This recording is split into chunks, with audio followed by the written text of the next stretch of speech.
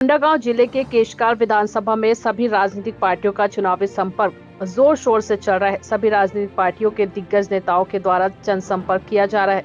वहीं क्षेत्र के गांव में साप्ताहिक बाजारों में आम सभा व चुनावी चौपालों से अपने समर्थन में वोट की अपील कर रहे हैं।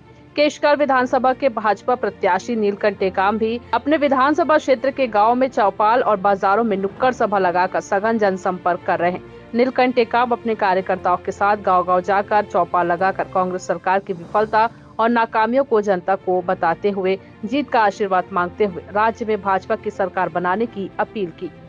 को मतदान के बाद और 3 दिसंबर को काउंटिंग के बाद सारा स्पष्ट हो जाएगा और मेरा दावा है कि केशकाल विधानसभा क्षेत्र में और पूरे छत्तीसगढ़ राज्य में भारतीय जनता पार्टी का परचम लहराने वाला है। मुद्दे वही हैं, संतराम का भ्रष्टाचार है और कांग्रेस पार्टी का 5 साल का जो आम जनता के प्रति जो काले कारनामे हैं और हमारे केशकाल विधानसभा क्षेत्र में सड़क बिजली पानी के जो मूलभूत सुविधाएं हैं उसकी। कोंडागांव से राम कुमार भारद्वाज की रिपोर्ट।